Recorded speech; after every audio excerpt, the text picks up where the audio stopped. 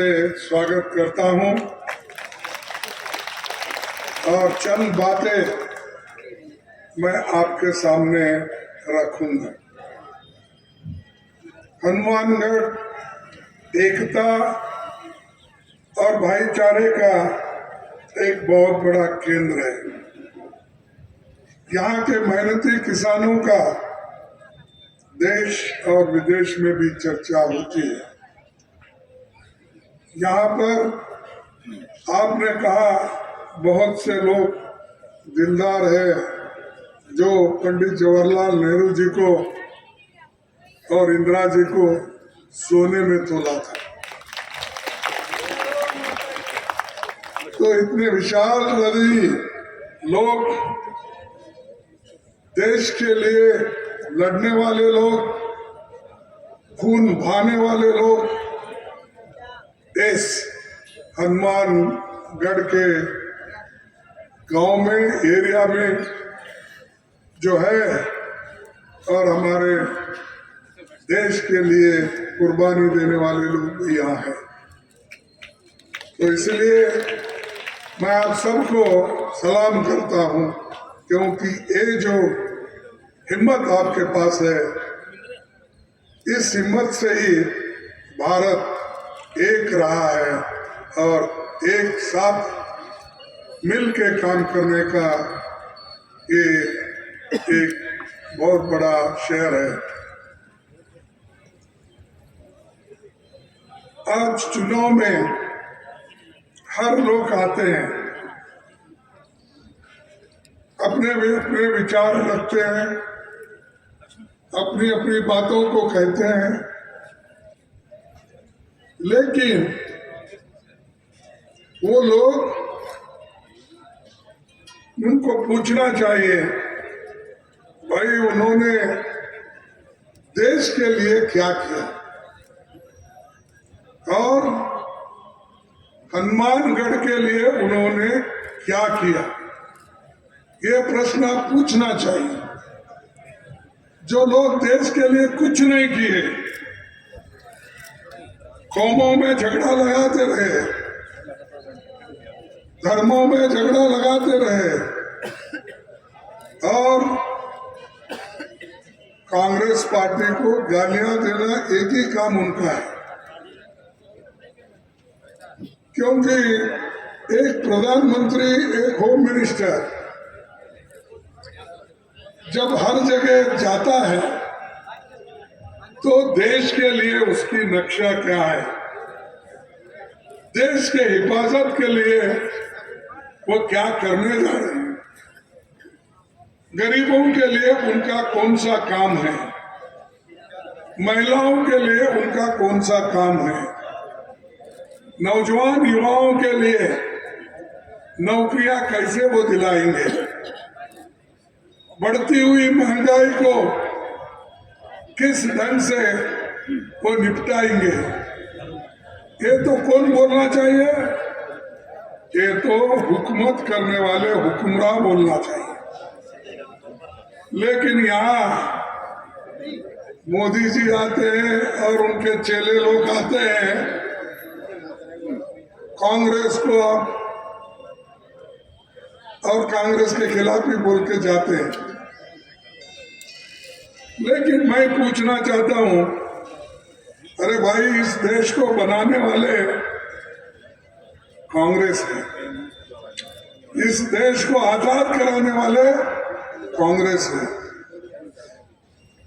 कहीं बीजेपी वालों का और उनके सपोर्ट करने वाला आरएसएस इस देश के आजादी के लिए एक बूंद खून का खतरा उन्होंने बहाया।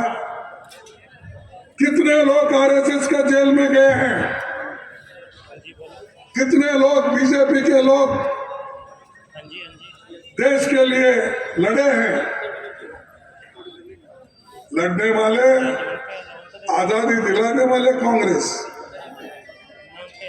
महात्मा गांधी जी से लेकर सभी, पंजाब, हरियाणा, कर्नाटक, महाराष्ट्र, मध्य प्रदेश, उत्तर प्रदेश, वेस्ट बंगाल, ये सभी स्टेट में कांग्रेस के लोग ही लड़े, मरे, सूली पे चढ़े और देश को आजाद बनाए।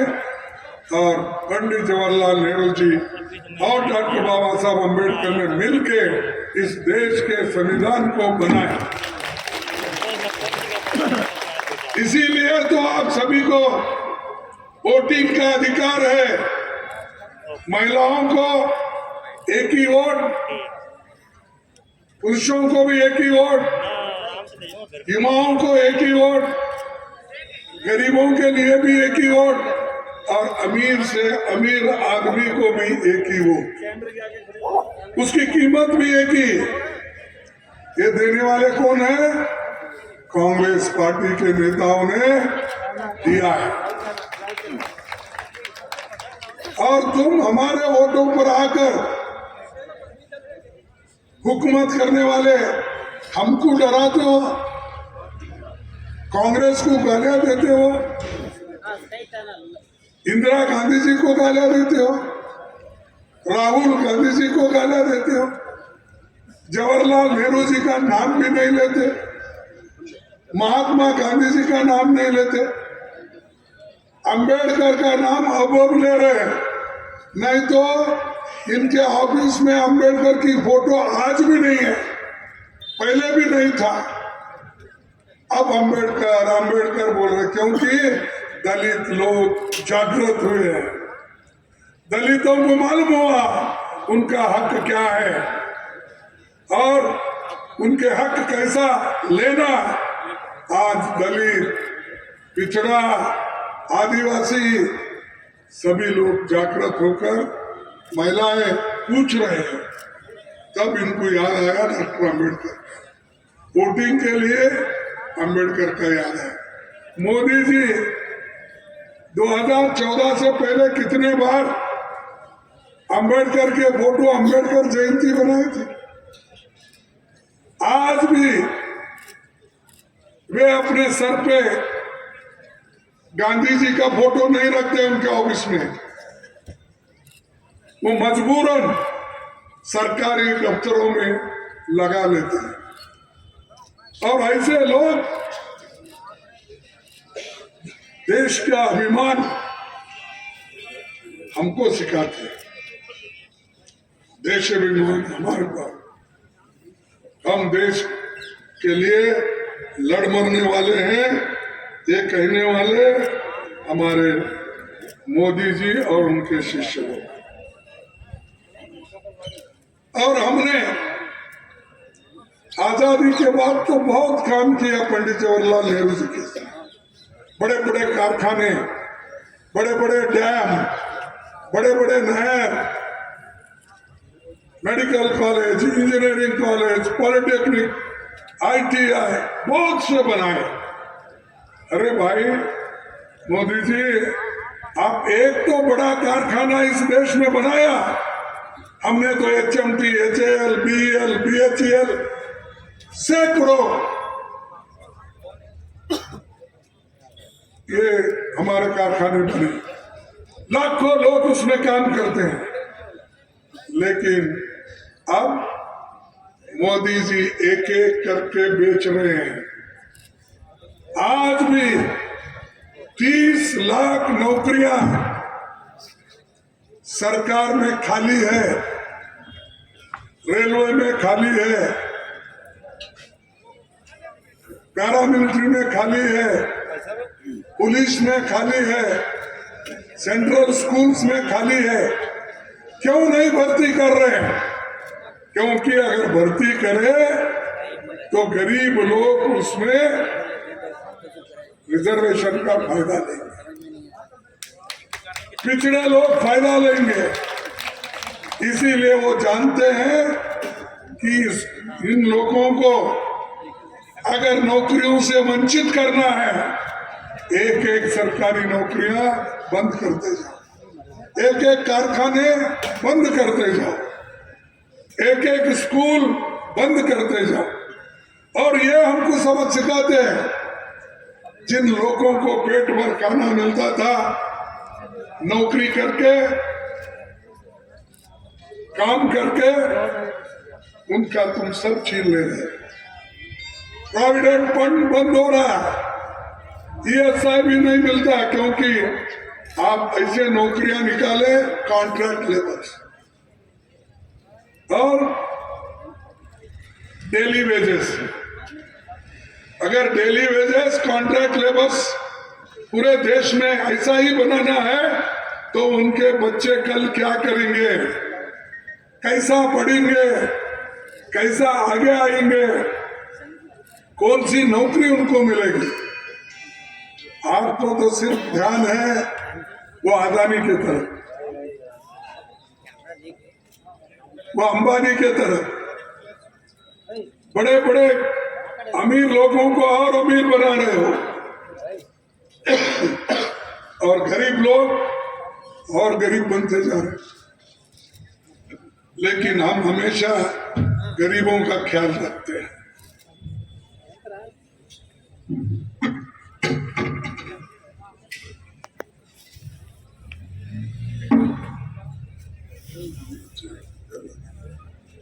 गरीबों का ख्याल रखते हैं। हमारी सरकार, कांग्रेस की सरकार, गहलोत के नेतृत्व में और ये जो कांग्रेस के जितने भी MLA से, MP से कार्यकर्ता, उनके आशीर्वाद से सब जगह स्कूल, रास्ते, इरिगेशन ये काम कर रहे हैं। और खासकर हनुमानगढ़ जिले में 5 साल में सरकार बहुत शानदार काम किए है या नहीं? मैं एक एक गिनता हूं, आप सच है झूठ है।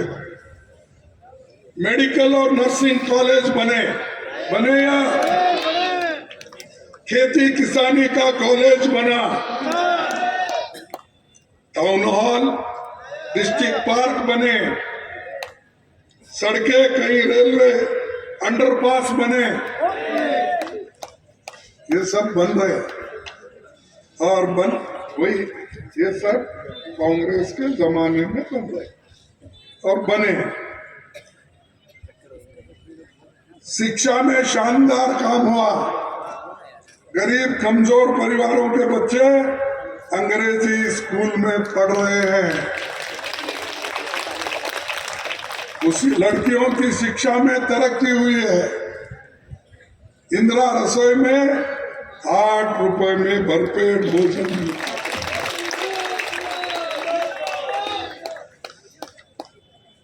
राजस्थान की नहरें भी पंडित जवाहरलाल नेहरू के देन है।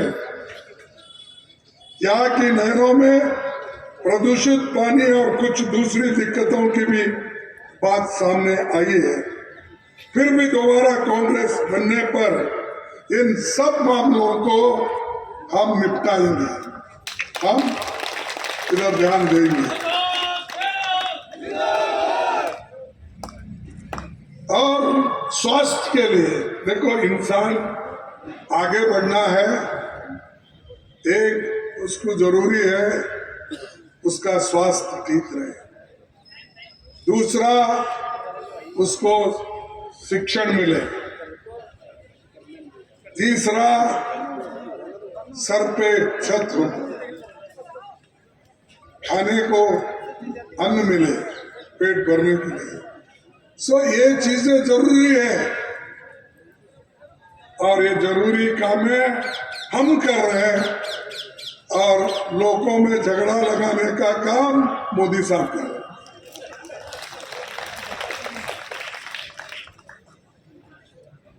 स्वास्थ्य का अधिकार हमारे पार्टी ने दिया। चिरंजीवी योजना में 25 लाख तक मुफ्त इलाज दिया नहीं, लाखों लोगों को फ्री इलाज मिल रहा है। 12वीं तक बच्चों के लिए मुफ्त शिक्षा। Mahatma Gandhi English medium school बनाया। महंगाई राहत में कैंप लगाया। किसानों का ऋण माफ किया, आपको सब मालूम है। और इसके अलावा भी हमारी गारंटियां बहुत मजबूत है। हम जो गारंटी देते हैं वो निभाते हैं, और मोदी जी जो गारंटी देते हैं वो जुमले बनते, भूल जाते हैं। नहीं, ये मेरा नहीं, आप ही बोलिए, मैं 4-5 क्वेश्चन आपको पूछता हूँ। प्रश्न, मोदी ने वायदा किया था, भाइयों और बहनों, आप मुझे चुन के लाए तो मैं विदेश में रखा हुआ काला धन लाऊंगा और घर घर हर एक के जेब में 15 लाख रुपए डालूंगा। नहीं डाले? चीफ मिनिस्टर सच बोल रहे, प्राइम मिनिस्टर सच बोल रहे, झूठ बोल रहे? क्या बात करते हो? वो देशभक्त है, ऐसा देशभक्त कभी झूठ बोलता है?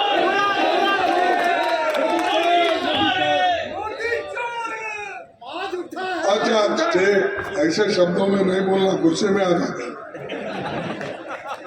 तो ये एक हो गया। तो दूसरा उन्होंने बोला, भाई सब इतने युवा बैठे हैं, इन युवाओं को उन्होंने क्या कहा? नौजवानों को मैं ये कहता हूं, अगर मैं सत्ता में आया, हर साल 2-2 करोड़ नौकरियां दूंगा। बोले या नहीं बोले? हाँ बोले। तो वो सच है कि आप झूठ है? वो झूठ है। तो मैं अगर झूठ बोला तो कोई तकलीफ नहीं ना? अगर मैं उनको झूठा बोला, कोई एतराज है लोगों को? नहीं है। फिर तीसरा बोले, क्या बोले? हमारे किसान भाइयों का आमदनी मैं 2 गुना करूंगा। बोले या नहीं बोले? मैं तो नहीं बोला, कांग्रेस नहीं बोली, उन्होंने ही बोला किसानों का आमदनी दुप्पट करूंगा, 2 गुना करूंगा। ये कहा उन्होंने? कहा ना? ठीक है। चौथा उन्होंने कहा फर्टिलाइजर, यूरिया, ये इसके दाम पूरा कम करूंगा। अरे भाई, आप तो पैसे दिए तो वो काले बाजार में नहीं मिल रहा, हाँ?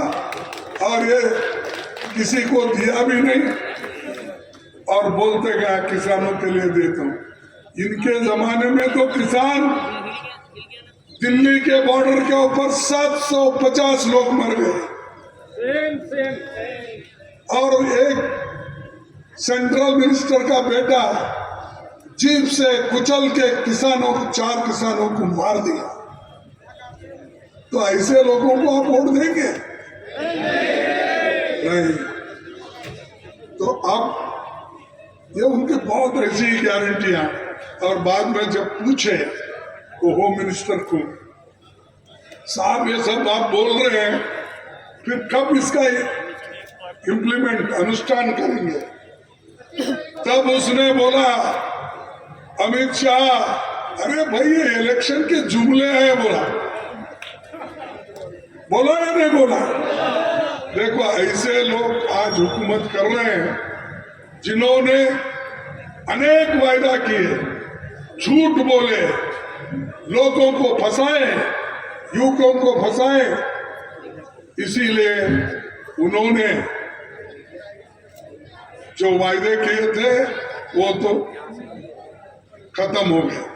लेकिन हमने जो वायदा किया था वो वायदे तो हमने निभाया, और आगे हम 7 वायदे जो किए वो निभाएंगे। एक, गृह लक्ष्मी गारंटी, परिवार की महिला मुख्य को हर साल 10,000 रुपए, ये आपको नहीं देंगे भाई, ये महिलाओं को देंगे। गोधन गारंटी, 2 रुपए प्रति किलो गोबर खरीदी करेंगे। फ्री लैपटॉप, सरकारी कॉलेज के पहले साल के छात्रों के लिए फ्री देंगे। आपदा राहत बीमा गारंटी 15 लाख तक फ्री बीमा होगी। हर छात्र के लिए अंग्रेजी शिक्षा की गारंटी होगी। राजस्थान के सभी परिवारों के लिए 500 में गैस सिलेंडर की गारंटी। उस वक्त तो मोदी साहब कहते थे, मेरे माता और बहनों को देखकर बड़ा दुख होता है, आंखों से पानी निकलता है, क्योंकि वो चूल्हे पे जब बैठकर अपने फूंकनी से जब फूंकते हैं, वो जो धुआं निकलता है गोबर के इससे, लकड़ी से जलाकर जब पानी निकलता है तो मेरे आंखों में भी पानी निकलता है। उन्होंने कहा या नहीं कहा? तो बोला कि गैस सिलेंडर फ्री देंगे। अब भाई हम देंगे 500 रुपए में गैस सिलेंडर की गारंटी। तो ये बीजेपी गवर्नमेंट है, झूठ बोलने वाली गवर्नमेंट है, इसको निकालना चाहिए। और गवर्नमेंट सर्वेंट यहाँ कौन बैठे हैं भाई, आपके लिए पुरानी पेंशन की गारंटी,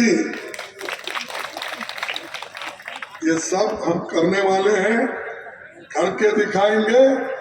और हमारा मजाक उड़ाने वाले जो बीजेपी है उसको उसके मुंह पे तमाचा मार के दिखाएंगे करके।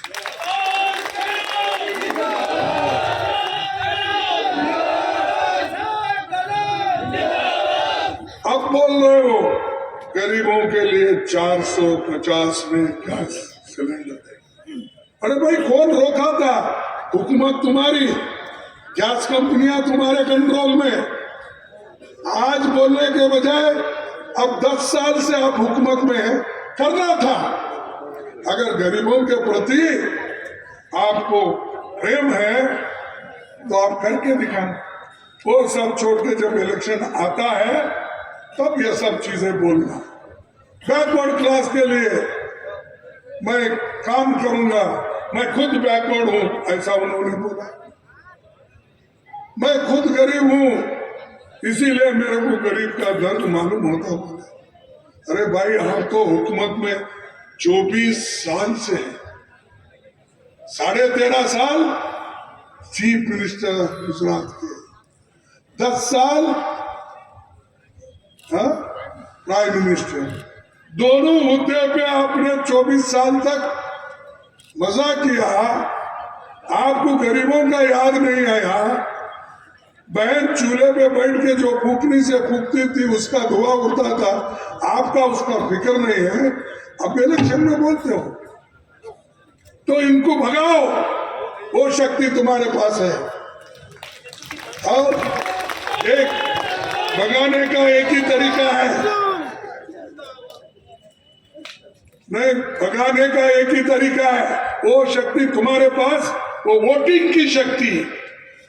वोट अगर मजबूती के साथ एक होकर दिए तो निश्चित रूप से ये बीजेपी कहीं भी नहीं दिखेगा। और उनका रोना धोना भी बंद हो जाएगा, उनका रोना धोना भी बंद हो जाएगा। ये ऐसे लोग घूम रहे हर जगह जा रहे। प्राइम मिनिस्टर होकर एक स्टेटस होता है, कहीं एक जगह 2 जगह मीटिंग करते हैं। और चलो म्युनिसिपैलिटी इलेक्शन आए तो भी फिरते रहते हैं, कारपोरेशन इलेक्शन में भी फिरते रहते हैं, एमएलए इलेक्शन में तो फिर ही फिर रहे। फिर अब एमपी इलेक्शन में आएंगे और कहेंगे इस मोदी को देखकर वोट दो। भाई तुम्हारी सूरत कितनी बार देखना, म्युनिसिपैलिटी में तुम्हारी सूरत देखना, एमएलए में देखना, जिला पंचायत में देखना, फिर एमपी में देखना।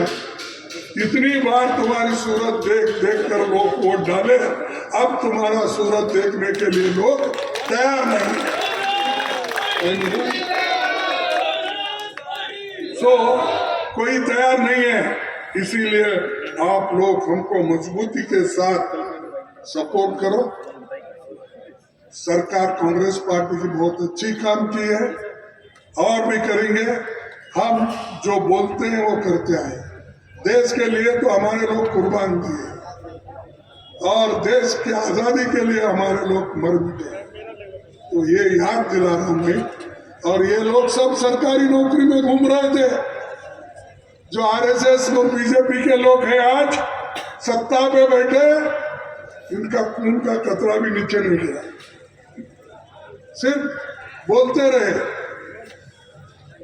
इसीलिए आप इस देश को बचाना है, लोकतंत्र को बचाना है, संविधान को बचाना है। ये सब गरीबों के लिए जो डॉक्टर अंबेडकर, जवाहरलाल नेहरू जी, वल्लभ भाई पटेल जी, मौलाना अब्दुल कलाम आजाद जी और भगत सिंह जी जैसे लोग अपनी जान कुर्बान किए, और सारे लोगों में एक दूसरे का नाम नहीं लेना चाहता। ऐसे लोगों के मेहनत के वजह से, त्याग और बलिदान के वजह से आज हम जिंदा हैं और आज हम मिनिस्टर बन रहे, एमएलए बन रहे, एमपी बन रहे, प्रधानमंत्री बन रहे। लेकिन इसको मिटाना चंद लोग चाहते हैं, इसलिए होशियार रहो। आप एक होकर हाथ को ओढ़ देंगे ना।